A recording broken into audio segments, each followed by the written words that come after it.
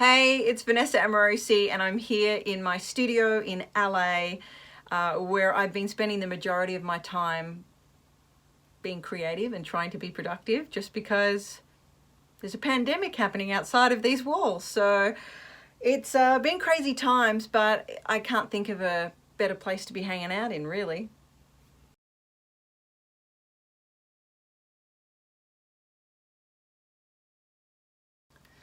The album is called The Blacklisted Collection because it has songs on there that were thrown away that just would have never made any of my pop records for so many different reasons. I mean, lyrically, the record is very honest, very out there. Production-wise, I've kept it very organic.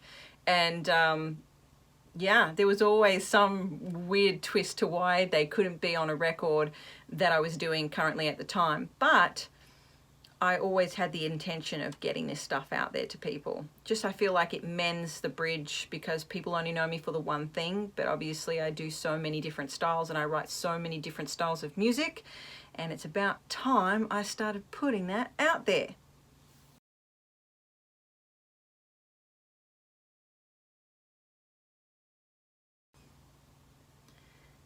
It was important to start this record with a track that I had pretty much written the last few months, and it's called Isolation, and it's all about how I was dealing with the first 3 or 4 weeks of lockdown. I had come from being on the road and it was mayhem and craziness and wonderful. It was really wonderful, and then suddenly everything dropped out of the calendar overnight and I was just left with my thoughts, and they weren't pretty. So I use music obviously as a tool to counsel myself, and that was the first song that came out, and I just thought it had to be on this record. It makes sense. It totally makes sense, and hopefully it relates to the majority of people that, you know, have their mind playing tricks on them as well.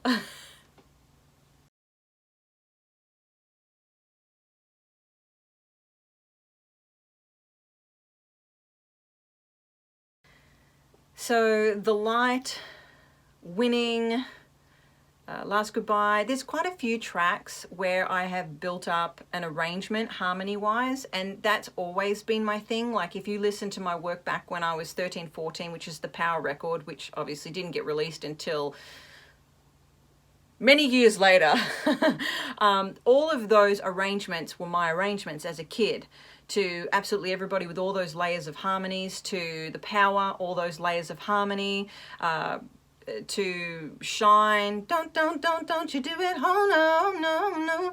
There's those arrangements, and I just have continued to do that through the years, and on all of my records there's normally that happening.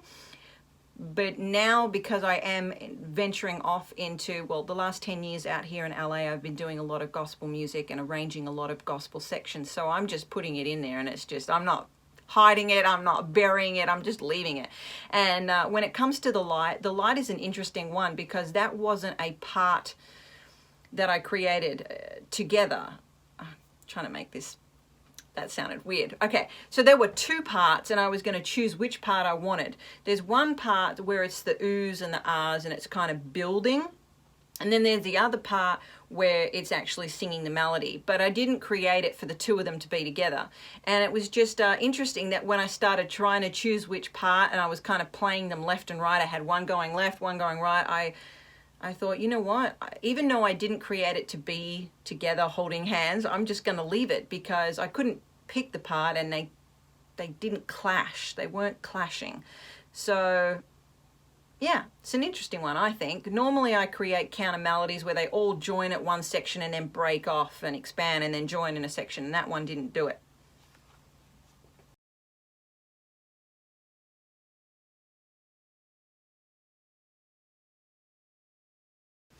With this record, it was really important to keep space and to have the vocal center because I feel like these songs are stories and they're based on experience and stories, and I didn't want there to be a huge bunch of processed sounds over the top of it or trying to make it sound something different to what it was. These songs were written like this, and I didn't want to play around with making it fit into another zone.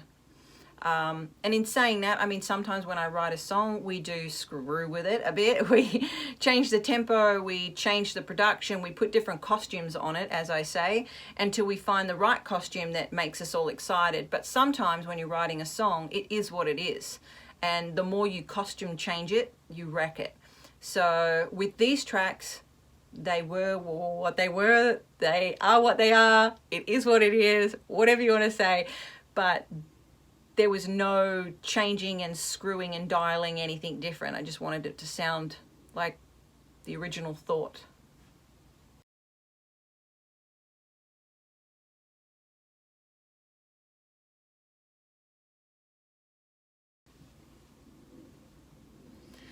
So when it comes to, in my spare time, listening to music and who do I listen to and what inspires me, I avoid listening to music at all costs.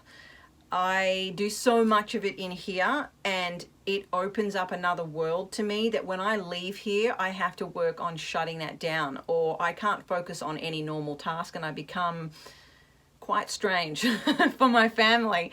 So I shut it all down. I avoid TV because obviously music is in TV, it's in the car, it's in shopping centers, it's in your restaurants, it's everywhere you go. So if I can avoid it, which I do pretty well because I live on a farm, which is also another story in itself, because in LA it's very hard to find property and not have neighbors, and I've managed to achieve that.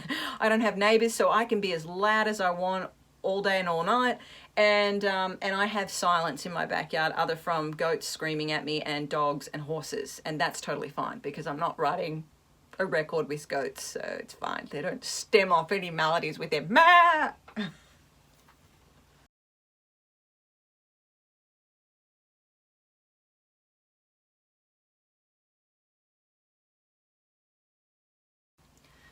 So normally when I'm writing, there's so many different ways I go about it. It could start on an acoustic guitar, which I normally use this Maton Black Maton is my lucky guitar. And to be honest, I don't even have it in the studio at the moment because it's fire season here. Oh, what joy!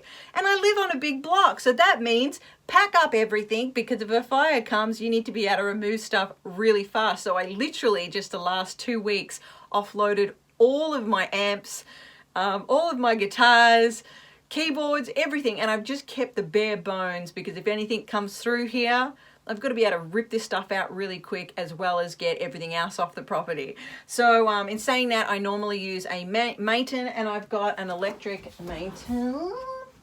I have this girl, which at the moment, if I go to use her, I'll end up plugging her into a Guitar Rig 4. And that's just like a little plug-in that I have in the studio here, which is nice because you can choose your preamps and choose all different kind of vintage stuff, and yeah, that's what it is. You can write a bunch of versatile sounding things because of that little plug-in, and yeah, I have a lot of gear. I also could start on the piano, but the majority of the time the melody comes to me and I get the instruments to literally explain what the chord is. And if I can't get that chord, I will sing it with the harmony so that we know what the keys are if we're to play it. I hope that makes sense. Even with strings, if I hear strings, I'll sing the string parts down and then I will send that on.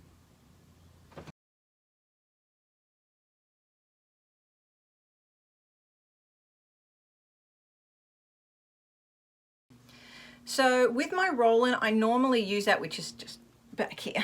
I normally use that just to engineer the sound, to make it sound different, to have its own little pocket. Sometimes it can be the lead instrument with the hook that I tie the rest of the song to, but I just love the fact that it has so many different elements of shaping and manufacturing just a simple sound. And it can also lead you down a different road when you're writing, so it's always a bonus.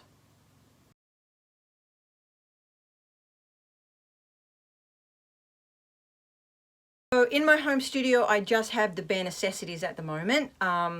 It's obviously really important for me to have a very clean, dry vocal sound and a great microphone. So I have the LT381.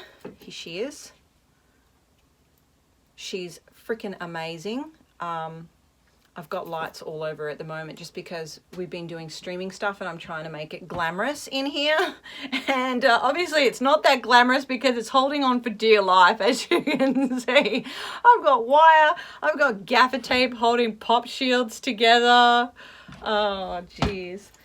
And anyway, she's got fairy lights. She's glamorous. This microphone is amazing because it can take all of my pelting right up close, and it's important for me to stay quite close to the microphone when I'm going super high and loud because I don't want it to be thin. There's nothing worse than singing high and hearing thin. So I stay right on her and give her a good belting actually. And the great thing about this microphone is the diaphragm is not shitting itself. It comes very clean, and it also takes, you know, all the low and the soft and the highlight and shade. Obviously it takes that pretty beautifully, but this is a good microphone for loud foghorn singers like myself. In saying that, I run Pro Tools. I'm running an old version of Pro Tools because I refuse to upgrade her because I'll lose all my plugins, and I probably haven't done any upgrading on her in about 9 years. Some people would find that very shameful, but she's awesome. There's no bugs. I don't seem to have any problems, and before that, when I was upgrading all the time, there were always bugs, so I've given up. She's staying the way it is. Then I also have a preamp, which is the LA610. Awesome, super easy, there's no messing around. I had a Dragon Slate, it was wonderful, but I spent more time trying to engineer it than I did making vocals, and the last thing I want to do is engineer my sound. I just want it to be clean, and then I want to give it to somebody else that just specializes in that and makes it sound amazing, because that's a world of its own, and my ears get tired. I don't know whether anybody else out there is like myself, but I will start off tweaking a vocal sound and I will sing and I'll tweak and I'll tweak and I'll tweak, and then I go to the next level of what my vocal is going to be, say when I start belting out a chorus, and now I've got to tweak it all again, and now it's all completely different, and now I'm tired, and now I don't want to do it anymore. So I would rather just focus on writing the songs, having a great energy, having instruments come through clean, and then hand it over to someone else to mix and tell them the bells and whistles that I want.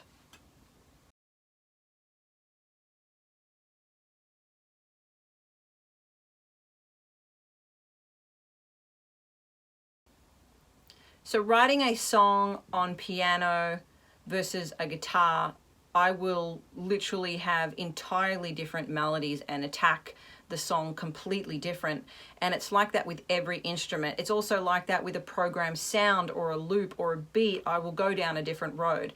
And it's kind of awesome because if I get stuck at one point on a track and it's becoming stale and I can't find the magic, I will literally turn to a different instrument and start playing things on that and find that missing link of the puzzle by doing that for the other track. Like opening up different doors, you just never know.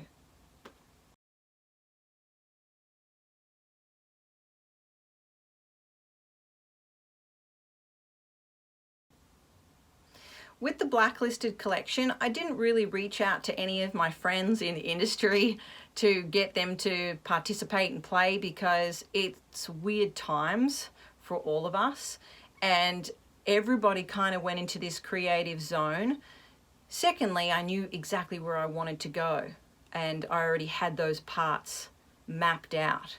So I much prefer to write with other artists when it's the unknown and we're writing together and we're starting from scratch, versus I've already got it and now I'm going to give it to another artist and say, hey, can you play what I'm hearing in my mind? It's like, no, I'm my own artist. I play what I hear in my mind and I can give you this over that track. So it's, I don't know, that's how I operate. I just feel like with this record, I already have the sound. I already knew where I wanted to go, but I definitely love writing with other artists because we all tackle art so differently, and it would lead me into areas I wouldn't normally head to.